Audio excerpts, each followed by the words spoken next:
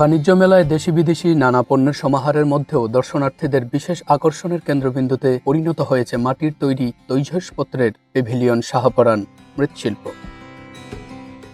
রাজধানীর পূর্বাচলে Bangladesh China friendship exhibition সেন্টারে অনুষ্ঠিত ৩০তম ঢাকা আন্তর্জাতিক বাণিজ্য মেলায় দেখা যায় বিভিন্ন ধরনের মাটির গৃহস্থালী সামগ্রী ও গড় সাজানোর নান্দনিক উপকরণে সাজানো এই পেভিলিয়নটিতে ভিড় করেছেন ক্রেতা ও দর্শনার্থীরা। একসময় গ্রাম বাংলার গৃহস্থালীর প্রায় সব প্রয়োজনীয় জিনিসই ছিল মাটির তৈরি। সময়ের পরিবর্তনে সেই ঐতিহ্য হারাতে বসেছে, তবুও মাটির জিনিসপত্রের প্রতি মানুষের অনুভূতি রয়ে গেছে আজও।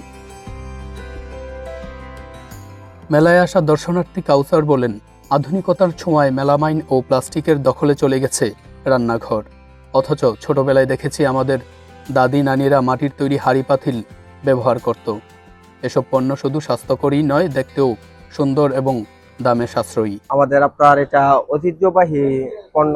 আপনার এই এখন দেখি আপনার বিদেশি পণ্যর কাছে আপনার আমাদের দেশি পণ্য দেখাই যায় না এখন।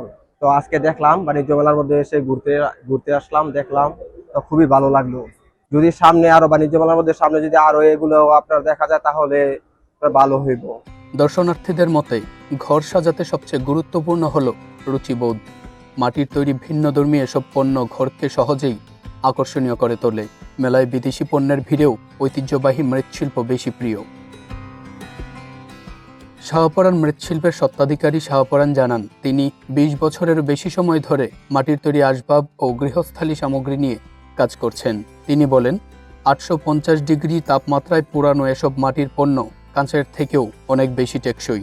বর্তমানে তরুণ প্রজন্মের কাছেই এইসব পণ্যের চাহিদা সবচেয়ে বেশি।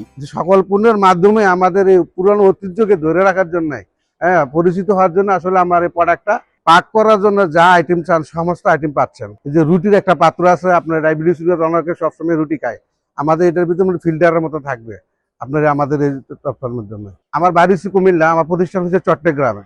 তবে আমি সারা বাংলাদেশে মৃৎশিল্প আমি যে কোনো জায়গায় যাই, তবে বাণিজ্য মেলাটার জন্য অন্যরকম একটা প্রত্যাশা নিয়ে আসি।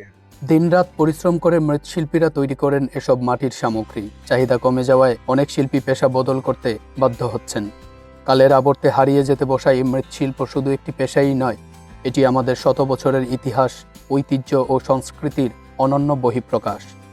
জীবনের প্রয়োজন ও নান্দনিকতার অপূর্ব মেলবন্ধন এই শিল্প, যা টিকিয়ে রাখতে প্রয়োজন নতুন প্রজন্মের ভালোবাসা ও পৃষ্ঠপোষকতা।